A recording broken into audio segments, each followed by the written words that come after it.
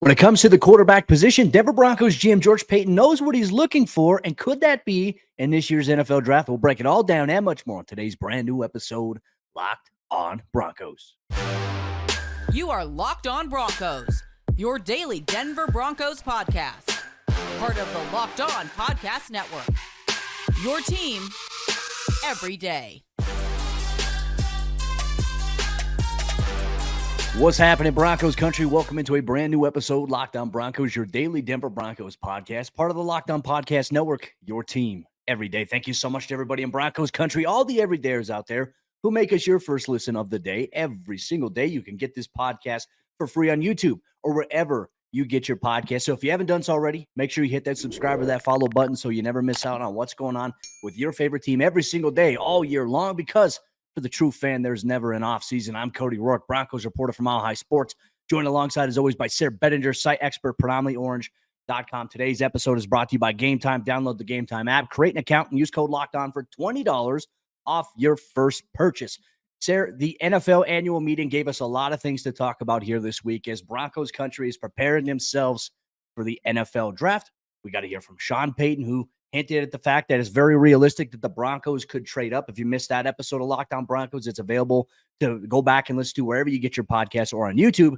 We also heard from Broncos GM George Paton, who had a lot to say, dove into a lot of different topics about the team's thought process heading into the NFL draft, what they're looking for at the quarterback position, some various other notes that we'll touch on here today. But first off, the Broncos draft process really is in play right here. Like, they're really trying to gear things up now for the end of April, where they're going to be on the clock at 12th or they're going to be up. And ideally, George Paton, I think, kind of laid out the blueprint on if the Broncos really, really love somebody. Yes, he did. And they're going to be setting those final boards, as you mentioned, Cody, here at the beginning of April. As Sean Payton kind of noted, they're going to get together after all this pro day circuit, all the combine, all the offseason, everything that everybody's watched the tape. Everybody knows all the names of the players and things like that. But George Paton kind of warned against this idea of you don't necessarily have to get desperate for somebody. You know, he said, if there's a player you love, you do whatever it takes to go get him, but you don't want to panic. There's going to be a really good player at 12 where the Broncos pick. Unless we have a total consensus or love for another player, we just stay at 12 or we move back. So I think that puts the Broncos in an interesting situation. We heard Sean Payton say that it's realistic for them to be able to trade up. And George Paton also said, if there's a guy there that you absolutely love, you got to do what it takes to go get him. But it also sounds like the Broncos feel good about, as you would expect, Cody, this time of year. We heard all three angles here. We heard that it's realistic to trade up. You like the player that's going to be there at number 12, regardless of who it is. And you also like the idea of trading down. So George, he's doing his part by keeping everybody as confused as possible. But I think that realistically, they are in a great situation. Any simulation that you do on this draft based on the consensus big boards, it does feel like the Broncos are sitting in a pretty ideal spot when it comes to, hey, they could be getting the first, like the top cornerbacks, the top edge players. They could be on the board. If some team wants to come trade up, you could have a guy like Bo Nix or Michael Penix sitting there, could have a top wide receiver, or maybe Brock Bowers sitting on the board. So they are in a good position. And I think it gives them ultimate flexibility. And you want to have that going into the draft. And look, I like the notion where George said, like, you don't want to panic, right? And I think that so far, say what you want about George Paton. You know, I think that there's a lot of, anger from this fan base at him still. We'll address a little bit of, him taking accountability for some things. But the thing that I really want to highlight here is, like, I don't think that when it comes to the draft, I don't think there's ever an ounce of panic in him, right? And that's the vibe that I've gotten. And look, I've had a chance to spend, my time at Dove Valley during the draft while it's happening. I mean, the Broncos do really well. They cater to us. They set up tables. They feed us. And we sit there and we jump on a conference call a moment, like 10 to 15 minutes after the Broncos select a draft pick. And then we meet with George and Sean afterward. And it just seems like George, in this environment, this is where he thrives. This is where he has a lot of comfort. And obviously he and Sean are very collaborative in nature. Like, it's going to go through Sean and George based on what happens, what decisions the Broncos are going to make. And ownership is entirely on board with that, which is very important. Now, let's talk about the quarterback position here, though. There is something that they are looking for. And look, George had said it, like, what he and Sean are looking for is a quarterback who has the it factor, right?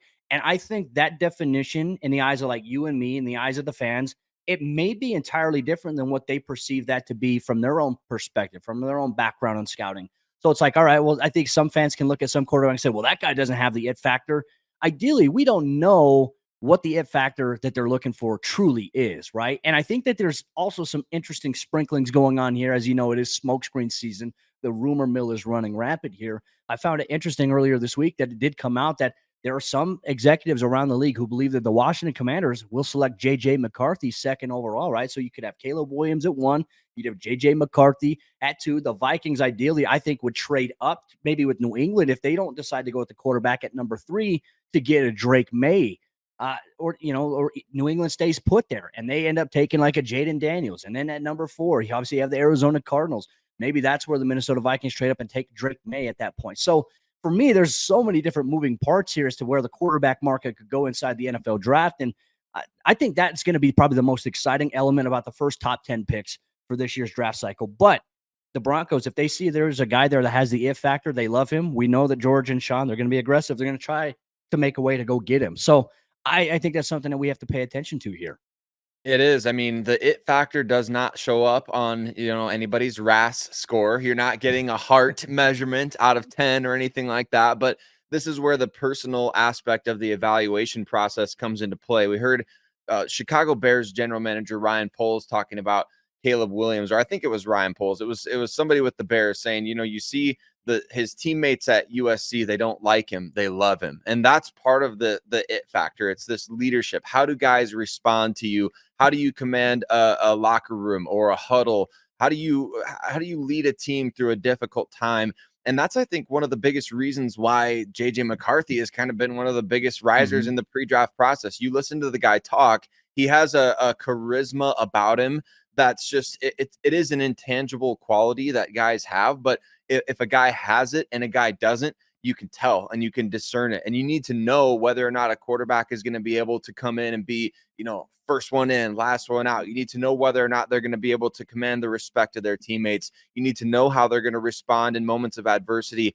We talked about kind of the knocks on, like Justin Herbert coming out of Oregon. Cody, remember the discussion about him as a leader coming out of Oregon, how he was, too quiet and things like that. And so there's things that, Justin Herbert probably should have been a number 2 overall pick in the NFL draft behind Joe Burrow that year. Who knows how much the, quote unquote, it factor played into him falling down the board. Are our guys too passive? Are they too nonchalant? Are they coming across a certain way? All of those things in the personal evaluation standpoint of this part of the draft, they really matter. And I think it's something that, you can't necessarily measure it, but you can take notes on the way that a guy answered this question, the way that a guy talked about, a situation that happened 4 years ago, the way that he recalled a play from, week 4 of the 2021 season. There's all of these different things that teams are compiling this list. We always, in any work environment, you're taking, emotional strength tests, personality strength tests, you're looking for those strength finders, those things like that. Those all make up those intangible qualities that I think you could kind of, sum up as the it factor.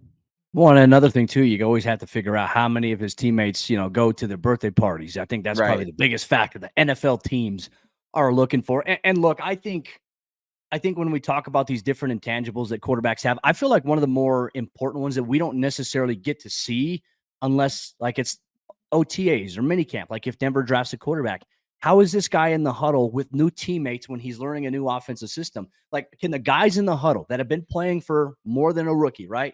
There's a lot of pressure on a rookie, but how do they respond to him when he's in the huddle? Do they look at him? Do they engage? Like, that is also another important element. That's something you can't really measure until you get the guy on the field, but I feel like that's worth pointing out here going forward. And look, we're going to continue our conversation here, stuff that we learned from George Paton at the NFL annual meeting here this week in Florida. One of the things we are going to dive deep into is, I feel like George Paton, he gets a lot of flack, but I feel like he knows how to evaluate quarterbacks. Sayre and I are going to share our thoughts on that here on today's brand new episode, Locked On Broncos.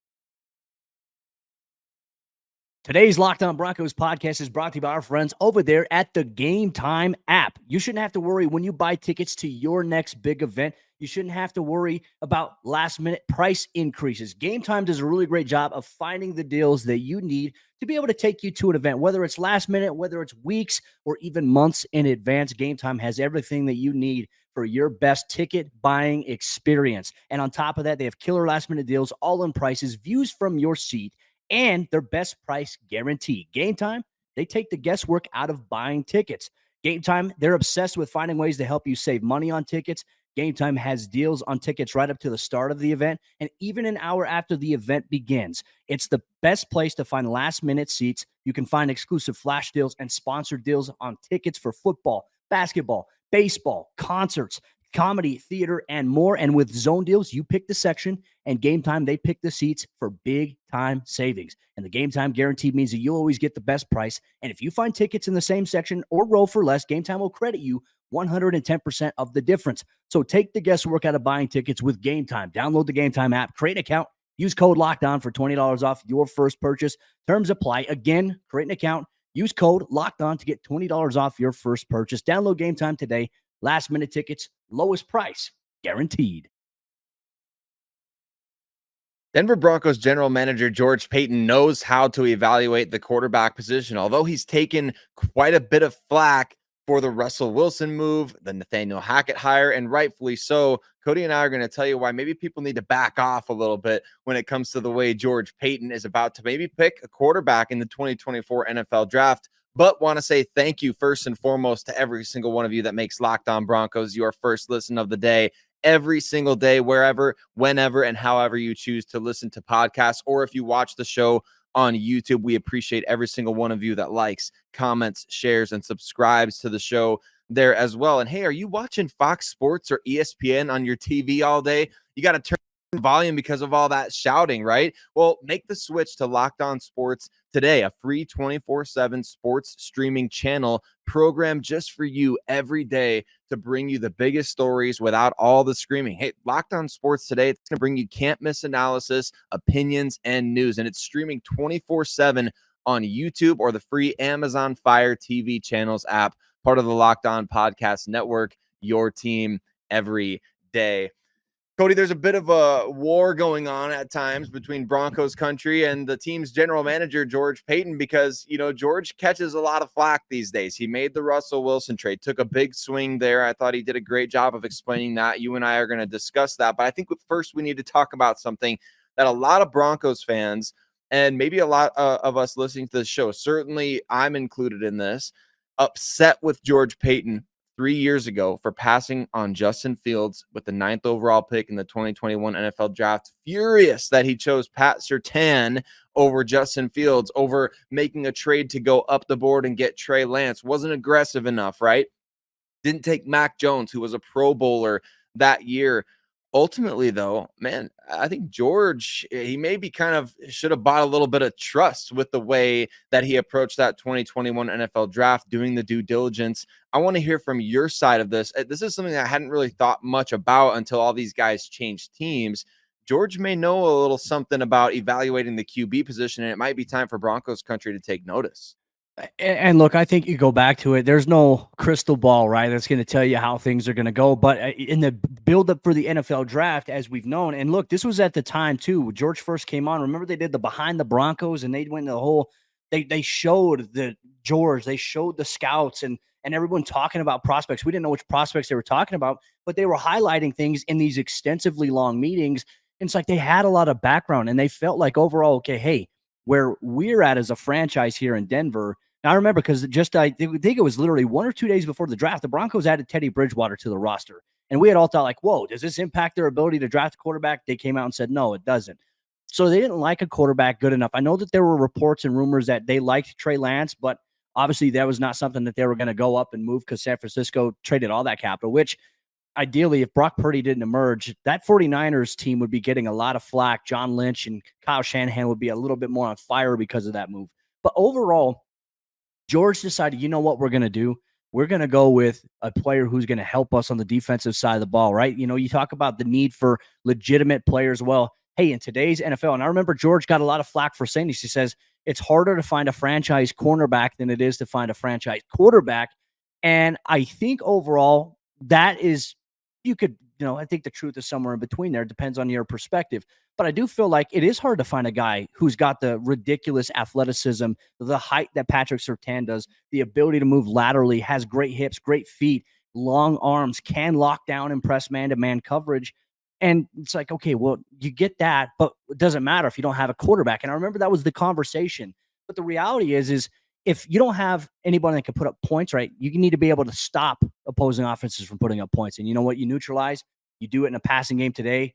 You have a top cornerback take out the top wide receiver for whoever team you're playing. So I think that was the thought process behind it. It immediately began to look like, hey, this is a great pick for the Broncos. Still is a great pick. I still would have made the Pat Surtain pick. But you look at where these other guys have ended up, Sayre, and I don't think it's necessarily an indictment on them. I just think that it just kind of speaks to like they're just not ready yet for that situation. Like Justin Fields obviously went to Chicago. He's no longer on the Bears. He's now with the Steelers. He's the backup to former Broncos quarterback Russell Wilson. And he's got tools, he's got traits and intangibles, but none of it is guaranteed to maybe take off to where he needs to be to win from the pocket, things like that, things that Sean Payton have outlined. So for me, I think when you look at it in hindsight, Payton looks very smart for passing on that quarterback class that year. And look, not even looking in the later rounds, because look, that was a deep draft. Never had a lot of draft picks there. They didn't even look at quarterback, which to me, I think buys him some credence. Like, trust George Paton and the fact that he and the scouts, and also I think Sean Payton adding to this as well, they know what they're looking at. And I'm very curious to see how that translates here this year, especially if they do look at QB. It kind of makes me wonder, like, what would be the preferred alternative at the quarterback position since George Paton became the general manager of the team, right? I mean, the biggest rumor that we've had since he was hired, Cody, was the Aaron Rodgers saga that lasted for almost a full year, and people kind of watching and waiting for him to say the next thing about, him dating Shailene Woodley. What's he going to say about Colorado next? Is there going to be another rumor that comes out? All these different things. That was really the only strong connection that it seems like we've had to, like, okay, Rodgers was a back-to-back MVP. He could be coming to Denver. It could be Peyton Manning 2.0. That didn't come to fruition. But I'd love to know from any of the listeners, like, since 2021, what would have been the can't miss move that realistically George Paton could have made at the quarterback position? Like, was it signing Tom Brady, or is it trying to get I don't know. I don't even know if that was even possible at that point. So I'm just trying to think off the top of my head, quarterbacks changing teams, quarterbacks that have been traded. Where did the Broncos really miss here? Was it simply the trade for Russell Wilson causing the Broncos to then miss out on, the 2022 class, or 2023, excuse me, which had guys like Anthony Richardson going fourth overall? Maybe you could have moved up for somebody like that. Who knows? But I think that's the tough thing to know, is like, you took a shot on Russ. You didn't take the shot in 2021, and everybody's acting like, well, it set the franchise back so badly. And in ways it did, but I think you and I would both agree, going back to 2022, the trade for Russell Wilson was a swing worth taking. It's a swing for the fences on a historically good quarterback. And it just didn't work out. It just wasn't the right fit. So I'm not trying to absolve George Paton of blame. I think he deserves plenty of criticism for the. And he took accountability for it too. And he did. But at the same time, that 2021 class where Broncos fans were absolutely railed the guy for passing on Justin Fields, and then in hindsight for also passing on Mac Jones. Now George Paton looks like a genius for passing on those guys. They're traded for late round picks, every single one of them. So I don't know where to ultimately land in terms of, do you trust George with the quarterback position? Do you trust? I think for me, Cody, the more that I look into this, I still very much trust George Paton and his eye for evaluating talent at the position. And even with all the criticism that he got, right, for trading for Russell Wilson, I think the anger is because you look at the 2 years and it didn't pan out. And Russ obviously had struggles year one, was much better in year two, but the dynamic between he and Sean didn't work out. So because you traded a lot of capital and you went 2 years without a first round pick or a second round pick, I think there was just a lot of frustration in the eyes of Broncos fans. Like, wow, like it seemed like a very long 2 years. Like the 2 years felt like 10 years, I would say, though. And you have to take that chance, right? Like, and that's the thing I would applaud George on, is like the moment it happened, Sayre, I remember it. Like the moment that trade had happened, I remember all the comments on our YouTube video of that trade. Build the statue for George Paton. Like, this guy, he's the best executive, best GM in the NFL. What a ridiculous move. I can't believe he made it. The Broncos are back to being contenders on paper. Like, that was the praise. And it soured because it didn't work out. And look, to be honest with you, none of us saw it going the way that it did. And if you said you did, you're lying. But it's just the nature. You got to take those risks. And I think it was a big risk. It cost the Broncos ultimately. George acknowledged, like, yeah, like, it's not just all on Russell Wilson. He says, it's on me. He said, I'm the one who made that trade. Like, He was accountable, which I think that a lot of Broncos fans are like, oh, he needs to be accountable. Like, he's held himself accountable. There's not much he could do. He can't like whip his hand or spank his hand with like a wooden spoon over and over again because everyone's angry. So I think that he has bought some trust, in my opinion, and should get a little bit of leeway here from Broncos country. I know that's not going to be a popular take here, but that's going to be where I stand firm on. And on top of that, George has also indicated the Broncos, they're still going to make some moves here this offseason, including at quarterback, whether that's draft or free agency. We're going to dive a little bit more into that and how he wants to upgrade a specific position on defense. You'll get that here on today's brand new episode, Locked On Broncos. Today's Locked On Broncos podcast is brought to you by our friends over there at FanDuel Sportsbook. And as you all know, FanDuel is America's #1 sportsbook, and the month of March is almost over. There's a lot of madness going on in the college hoops world, but FanDuel is the perfect place to get in on the action, even if in the round one, the first round, your bracket got busted, or if you're still alive or still have your final four guys that are still in the tournament at this point, you have a chance to still win with FanDuel. Whether you're betting on a big upset or a one seed, it's time to go dancing on America's #1 sportsbook. And right now, new customers, they get $200 in bonus bets if your first $5 bet wins. That's $200 that you can use on point spreads. You can use it on money lines, or you can even pick who's going to win it all. Just visit FanDuel.com/lockedon. Once again, that's FanDuel.com/lockedon and bet on college hoops until they cut down the nets. As we jump into the fourth quarter action on today's episode, Locked On Broncos, we'll hear a little bit more from George Paton and his insight on what the team still plans to do between now and when the NFL draft starts. Real quick, we just want to say thank you so much, Broncos Country, for tuning in and making us your first listen of the day. Every single day, you can get Locked On Broncos for free on YouTube or wherever you get your podcast. We appreciate you so much. Thanks for making the show exactly what it is. Sayre, there's some other things that are going to be going on this offseason. We know this week at the NFL annual meeting, there's a lot of discussions being had. And there's still some groundwork that Payton, the Broncos brain trust, have indicated that they are going to look at. I felt like it was interesting that he talked about quarterback, right? Because Jarrett Stidham, we all know, is going to be in a competition regardless of who the team has, whether it's a veteran option or a rookie. He noted that the team is going to add a quarterback, and they could add a veteran quarterback to the mix. You and I think on an episode earlier this week, went through all of the potential options that are available here. And to be honest with you, it makes me want to puke a little bit if Denver adds any of those options like a Trevor Siemian or a Ryan Tannehill or Blaine Gabbert or Carson Wentz. Like, in my opinion, that's not where the Broncos need to be. But it is on the table at this point. And I think at this point, there's nothing we can do to change that. But I do hope they decide to go with the rookie route instead. I do too, Cody. I really hope that it's an early round draft pick at the quarterback position. You know who could come out of retirement, who's technically a free agent right now, who looks pretty good as far as I've seen. Tom Brady, he's out there, Cody. Remember, Sean Payton got in a lot of trouble for trying to coordinate things with Tom Brady down there in Miami and things like that. So, shoot, if the Broncos are going to sign somebody, don't go the Ryan Tannehill, Carson Wentz route. Bring Tom Brady out of retirement if you're going to make us sit through another veteran quarterback this year. Do something like that. But in all seriousness, I agree with you, Cody. It's got to be a rookie quarterback regardless. Even if you do pull a rabbit out of the hat and get Tom Brady out of retirement, I still think it's a first-round quarterback that this team needs. And if it's not a first-round quarterback, I think a substantial investment in somebody like Spencer Rattler or something like that. So that's what I would like to see this team do. And I think that's where most of Broncos country is at. It's new uniforms, new era. You're reloading, rebuilding, recharging, whatever you want to call it. Go get you a young quarterback to build around. And Sean Payton and George Paton both made it sound like the team is going to do that at some point. So I don't know what that looks like. Are they going to trade for Zach Wilson, Trey Lance, Malik Willis? What are they going to do? I don't know who could realistically compete with Jarrett Stidham. That's the dilemma Wilson that I would be. Yeah.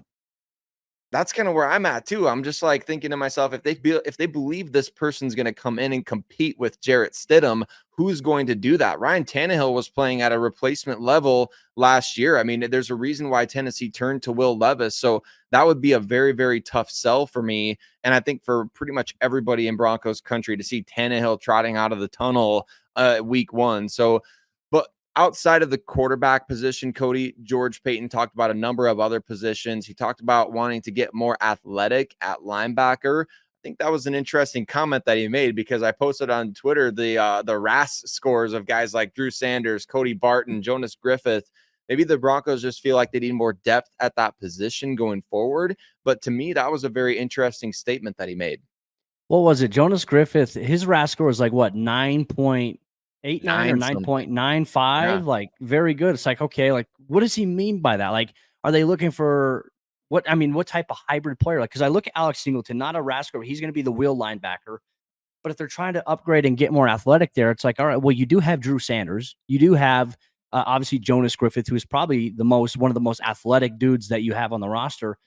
I don't know what that means, though. Like, I don't know if they're like looking to add free agents because, look, we talked about as well. There's Quan Alexander available. There's still some other guys out there. Shaq Leonard's available. Is that an upgrade in terms of athleticism at the position? I don't know. I can't answer that question right now, considering that, where they're at. Shaq obviously had a lot of injuries in Indianapolis, and then he had a chance to go to Philadelphia. And to me, it just, where are they going and why, right? To me, I think it makes more sense for them to build in the NFL draft with some of their picks. They have a lot of day 3 picks that are coming up, and I imagine they might not keep all of those, right? I think there are going to be some teams that are like, hey, Denver's got a couple of picks within like a spitting distance of each other within 4 or 5 picks. Maybe they can move up, and then Denver can acquire more capital to maybe move up and trade up to get higher end guys. I don't know. But for me, I think we have to go into it thinking like, yeah, the inside linebacker position has to be addressed. Like, here, I've been firm on my stance here. I don't think that Cody Barton's necessarily an upgrade over Josie Jewell, but I do think that position right there, it shouldn't be handed to just Cody Barton. I feel like Cody, I feel like Justin Sternad, I feel like Jonas Griffith and Drew Sanders. I think those 4 guys should be able to compete for that starting job next to Alex Singleton.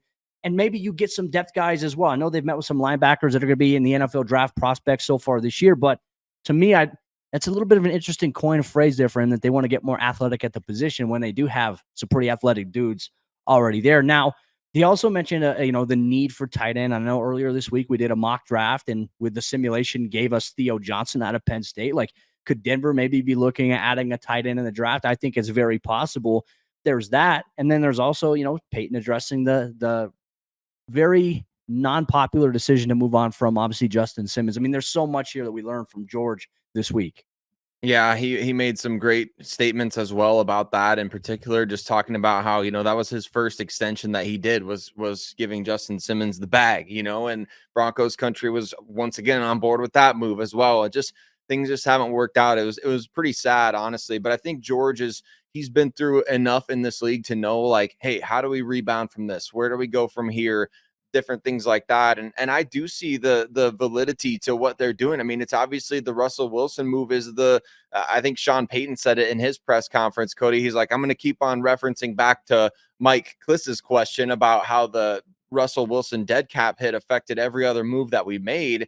And that's really the story of it. It's like, why did you cut Justin Simmons? We didn't want to cut him. We had to because of this situation. And so I guess if anybody Broncos Country needs to be upset at, it would be Russ. So that things didn't work out and just that whole situation. But man, it was sort of sobering to hear George Paton talk about some of these things and where the Broncos are at. But I felt very much like a sense of, not just apathy towards what happened, but I felt a sense of focus from the way that he talked about these things, Cody. There was just a different level of, I don't know, confidence, I guess you could say, in the way that I gleaned from George Paton talking. Of course, he was articulate with his answers as always, but you just kind of felt like everything that's happened over the last couple years maybe has refocused him in such a way that, I mean, it kind of feels like the laser beam eyes, I feel like that version of George Paton may be back this offseason.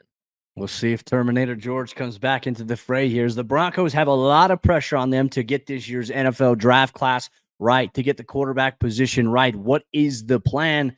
We don't know it yet, but we're fixing to find out. Broncos Country, we appreciate you so much for tuning into today's episode, Locked On Broncos. For all you everydayers out there, tomorrow's episode show, here is what you can expect from Sayre and myself. We also heard from Sean Payton earlier this week. He shared some ideas on the vision for Brandon Jones, for Malcolm Roach, for guys coming back from injuries like Greg Dulcich and Caden Stearns. And we'll dive deep into that here on tomorrow's brand new episode, Locked On Broncos.